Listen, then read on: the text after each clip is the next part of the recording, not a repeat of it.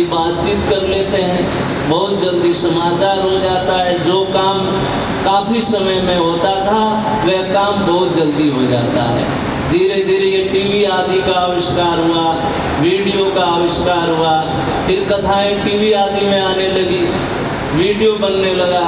तो घर बैठे भी बहुत से लोग टीवी के माध्यम से कथा सत्संग प्रवचन का लाभ उठाते हैं, पुस्तकों से लाभ उठाते हैं। पुस्तकें भी घर बैठे पढ़कर बहुत से लोग लाभ उठाते हैं।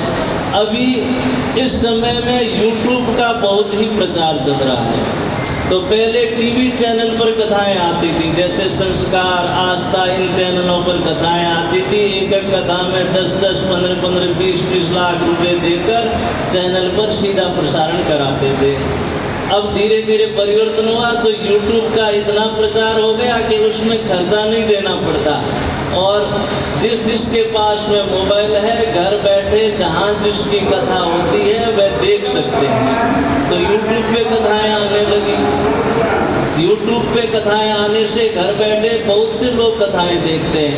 मैंने कई लोगों की कथाएं मैंने खुद भी देखी है, कभी कभी देखता भी हूँ, और कभी कभी इस बात पर भी ध्यान देता हूँ कि किन की कथाएं लाइव कितने लोग देख रहे हैं। तो इससे ऐसा लगता है कि घर बैठे भी बहुत से लोग कथा के माध्यम से लाभ उठाते हैं। तो अपने जितने भी संत कथा प्रवचन करते हैं, अपने साथ में भोले बाबा जी बहुत वर्षों से कर ही रहे हैं। हम सभी लोग स्वामी जी के साथ में थे पहले। कुछ समय पीछे आप पधारे थे वृंदावन, तो मेरे से कहा था आप भी अयोध्या कथा में आए। तो उस समय मैंने कहा था कि कथा में तो आएंगे, परंतु एक बात हमारी भी आपको माननी पड़ेगी। तो उस बात में हम ये बात कहते हैं कि आपका जो YouTube पे प्रसारण आता है बिना फोटो का आता है। तो मैंने ये निवेदन किया है कि अब जो भी प्रसारण आए फोटो सहित आए, जिससे लोग अधिक से अधिक लाभ उठा सकें। क्योंकि देखो आज के समय में मोबाइल अधिकांश लोगों के हाथ में है। यदि हम इस बात को लेकर अच्छी सामग्री मोबाइल पे नहीं डालेंगे, YouTube पे नहीं डालेंगे, तो बुरी सामग्री तो बहुत से लोग डाल ही रहे हैं, और मोबाइल चलाएंगे उनके आगे बुरी सामग्री मिलेगी, अच्छी सामग्री मिलेगी नहीं यदि नहीं डालेंगे तो इसलिए हम उस बात को लेकर अच्छी सामग्री नहीं डालने से समाज का बहुत बड़ा अहित होगा। क्योंकि मोबाइल में तो सभी चीज़ें आएगी, अच्छी डालेंगे नहीं तो फिर बुरी आएगी, और जो भी मोबाइल खोलेगा उसमें फिर बुरी सामग्री मिलेगी।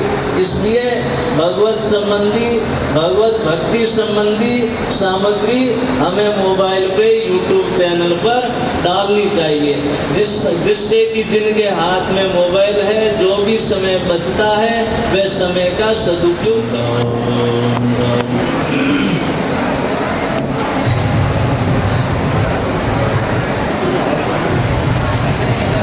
श्री अवध बिहारी लाल की जय, श्री वृंदावन बिहारी लाल की जय। कृष्णं नारायणं वन्दे, कृष्णं वन्दे व्रजप्रियं, कृष्णं गोपायनं वन्दे, कृष्णं वन्दे पितासुतं।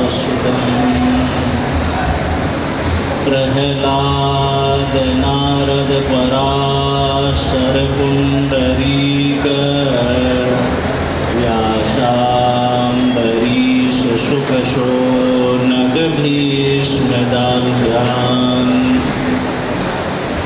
रुक्माङ्गदार्जुन वसिष्ठ विभीषणादि पुण्यानिमान् परम भागवतान् नमामि।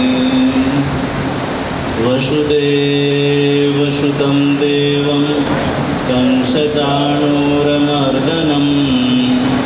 देवकी परमानन्दं कृष्णं वन्दे